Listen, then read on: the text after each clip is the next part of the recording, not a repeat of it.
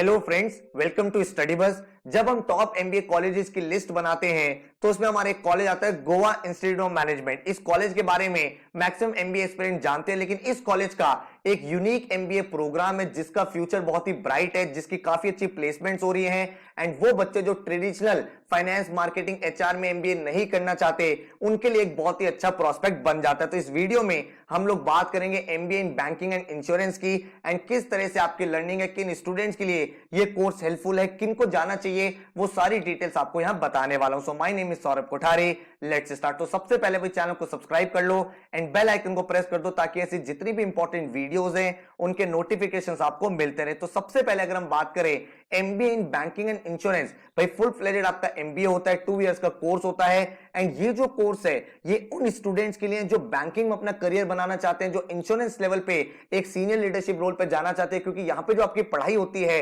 वो पढ़ाई आपकी बैंकिंग और इंश्योरेंस को लेके होती है। तो अगर मैं इंडस्ट्रीज की बात करूं कहां पे आप एंटर कर सकते हो, तो आप पब्लिक सेक्टर बैंक्स में जा सकते हो, प्राइवेट बैंक्स में जा सकते हो, जो स्मॉल फाइनेंस बैंक्स होते हैं वहां आप एंटर कर सकते हो, आप जो रेटिंग एजेंसीज होती है वहां पे अपना करियर बिल्ड कर सकते हो, आप पेमेंट बैंक्स में जा सकते हो, आप इंश्योरेंस कंपनीज में जा सकते हो, आप एसेट मैनेजमेंट कंपनीज में जा सकते हो। तो काफी सारे पोटेंशियल आपके सामने यहां पे निकल के आते हैं। तो सबसे पहले अगर हम बात करें कि इस पूरे प्रोग्राम की इंपॉर्टेंस क्या है, भाई बीएफएसआई प्रोग्राम का रोल क्या है पूरी की पूरी इकोनॉमी में, तो सबसे पहले इनको कैटेगराइज करो। बी से बैंकिंग। बैंकिंग आप सबको पता है भाई किसी भी इकोनॉमी की लाइफलाइन है। अगर आप यहां पे किसी भी इकोनॉमी को ग्रो करते हुए देखना चाहते हो तो आपको पता है कि बैंक्स का जो रोल है वो उतना ही इंपॉर्टेंट हो जाता है। क्योंकि हमारी कंट्री फाइनेंशियल इंक्लूजन की तरफ जा रही है तो बैंक्स का रोल और ज्यादा इंक्रीज होता है। फिर हम बात करते हैं यहां पे component I, which means insurance. भाई इंश्योरेंस जो है आज के डेट में हर एक फील्ड में आपको पता है, चाहे हेल्थ इंश्योरेंस हो, मोटर इंश्योरेंस हो, बिजनेस इंश्योरेंस हो, ट्रैवल इंश्योरेंस हो, लाइफ इंश्योरेंस हो, हर एक जगह इंश्योरेंस इन्वॉल्व हो रहा है। तो वो पूरा का पूरा इंश्योरेंस सेक्टर कैसे वर्क करता है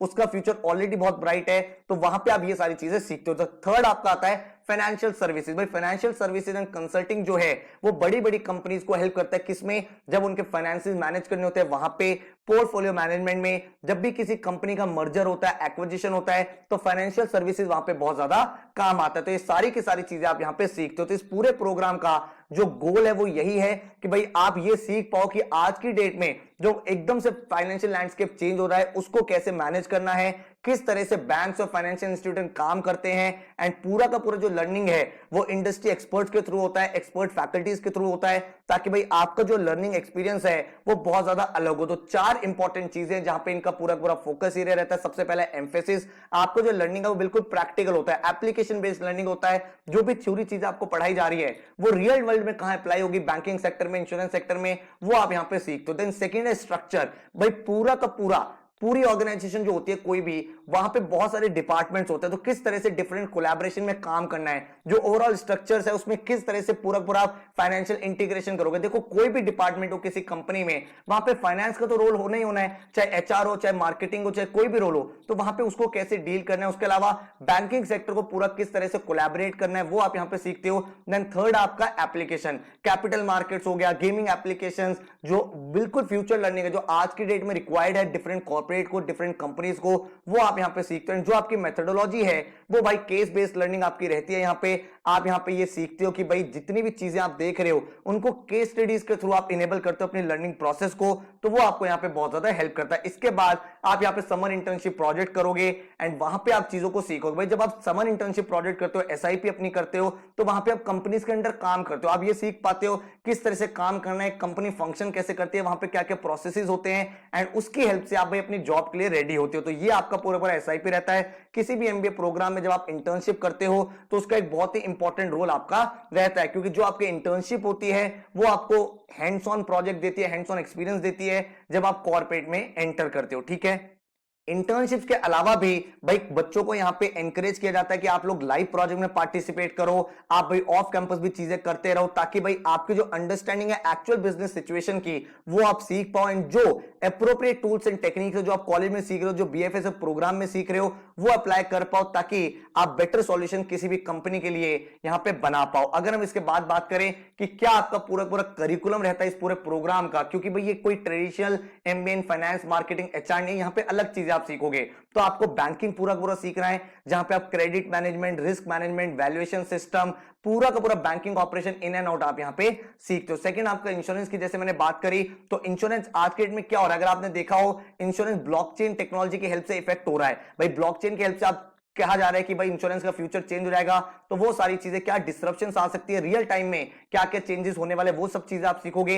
एंड फाइनेंशियल सर्विसेज की, क्योंकि भाई जो आपकी इंश्योरेंस इंडस्ट्री है, जो आपकी बैंकिंग इंडस्ट्री है, वो आपके फाइनेंस में काउंट हो जाती है। तो पूरा का पूरा जो रोल ऑफ इंश्योरेंस है, role of banking and financial system में, वहां पे क्या अपॉर्चुनिटीज है, क्या क्या इनोवेशन हो सकते हैं, वो सब चीजें आप सीखोगे। तो जो आपके कोर सब्जेक्ट रहने वाले हैं वो मैं अगर आपको बताऊं तो investment analysis, portfolio management, then mergers, acquisition, management behaviour, sustainable finance, alternate investments, then इसके बाद बैंकिंग की अगर आप बात करोगे तो retail banking, credit management, working capital finance, treasury management, ये सारी चीजें आप सीखोगे। उसके बाद इंश्योरेंस की अगर आप बात करो तो लाइफ इंश्योरेंस, जनरल इंश्योरेंस, री insurance, insurance operation, underwriting of insurance, ये सब चीजें आप पढ़ोगे। अब क्वेश्चन ये निकल के आता है, सर क्या हमें ये कोर्स लेना चाहिए, या फिर अगर लेना चाहिए तो किस कैंडिडेट को लेना चाहिए। भाई देखो, सबसे पहले बैंकिंग और इंश्योरेंस लेने का रीजन ये है कि एक हाई ग्रोथ सेक्टर है, भाई ग्रो हो रहा है, तो जॉब अपॉर्चुनिटीज, करियर अपॉर्चुनिटीज यहां पे काफी आने वाली है। तो जॉब सिक्योरिटी कोई टेंशन नहीं है कि भाई हर एक कंपनी में इंश्योरेंस चाहिए, बैंकिंग चाहिए, तो आपको डिफरेंट अपॉर्चुनिटीज मिलती रहेगी। और जो ट्रेंड है सैलरी का वो इंक्रीज हो रहा है, तो इसका मतलब ये जो जॉब है, ये जो कोर्स है, ये जो आप सीखोगे यहां पे, उसकी रिक्वायरमेंट फ्यूचर में बढ़ने वाली है। तो क्या क्या स्किल सेट आपको यहां पे चाहिए, आपकी एनालिटिकल स्किल्स होनी चाहिए, क्वांटिटेटिव स्किल्स होना चाहिए। अगर आपको नंबर्स के साथ खेलना अच्छा लगता है, नंबर्स के क्वेश्चन करने में मजा आता है, आपकी मैथमेटिकल स्किल्स अच्छी है, तो ये प्रोग्राम आपके लिए अप्रोप्रिएट है। साथ में भाई अगर आपकी कम्युनिकेशन स्किल्स गुड है, इंटरपर्सनल स्किल्स गुड है, तो आपके लिए कोर्स अच्छा है। एंड सबसे इंपॉर्टेंट चीज है कि आपको जो इंटरेस्ट है वो फाइनेंस, मैथमेटिक्स, एनालिटिक्स, क्वांट्स की साइड में होना चाहिए। अगर हम बात करें करियर प्रोस्पेक्ट की, सर अगर मैं यहां पे एमबीए कर लेता हूं तो किस टाइप की जॉब मुझे मिल सकती है, तो आप फाइनेंशियल एनालिस्ट बन सकते हो, आप इन्वेस्टमेंट बैंकर बन सकते हो, अकाउंट्स असिस्टेंट बन सकते हो, मार्केटिंग एनालिस्ट बन सकते हो, इक्विटी रिसर्च एनालिस्ट बन सकते हो, इंश्योरेंस फाइनेंस मैनेजर बन सकते हो, देन ऑपरेशन मैनेजर की जॉब में जा सकते हो, सीनियर अकाउंटेंट की जॉब में जा सकते हो, सिक्योरिटीज एनालिस्ट बन सकते हो, रिस्क एनालिस्ट में जा सकते हो। तो काफी सारे करियर ऑप्शंस आपके सामने आ जाता है। और अगर मैं बात करूं गोवा इंस्टीट्यूट ऑफ मैनेजमेंट की, तो ये जो प्रोग्राम है यहां पे टॉप कंपनीज आ रही है हायरिंग के लिए। तो अगर मैं टॉप कंपनीज की बात करूं तो Mastercard, Asian Paints, Vedanta, Amazon, Flipkart, Jio, ITC, ICICI, Tata administration services, Google, EY, KPMG, Deloitte, पीडब्ल्यूसी, मैकेंसी, आदित्य बिल्डर ग्रुप, तो आप देख पा रहे हो जितने भी पूरे वर्ल्ड की टॉप कंपनीज है वो आज की डेट में यहां से हायरिंग कर रही है। तो अगर आप एक ऐसे कैंडिडेट हो जो भाई फाइनेंशियल इंडस्ट्री में एंटर करना चाहता है, जो बिजनेस एनालिस्ट बनना चाहता है, जो एक ऑडिट मैनेजर बनना चाहता है, आपके लिए कोर्स काफी ज्यादा अप्रोप्रिएट है। और ये कोर्स उन्हीं स्टूडेंट्स को लेना चाहता है जो भाई क्वांट्स में अपना इंटरेस्ट रखते हैं, जिनका एक पूरा लॉन्ग रन में फाइनेंस के डोमेन में चेंजेस लाने का एक्सपेक्ट है, जो भाई लॉन्ग रन में एक बैंकिंग करियर बनाना चाहते हैं, बैंकिंग सेक्टर में एंटर करना चाहते हैं, वहां पे आप जा सकते हो। ठीक है, तो बहुत ही एक अच्छा डिसेंट प्रोग्राम है जो एक पर्टिकुलर भाई आपको एक डिफरेंट करियर में ले जाएगा, जिसकी ग्रोथ बहुत ही अच्छी है फ्यूचर के लिए। तो अगर मैं बात करूं कौन कौन यहां पे जा सकता है, तो एलिजिबिलिटी क्राइटेरिया वही है,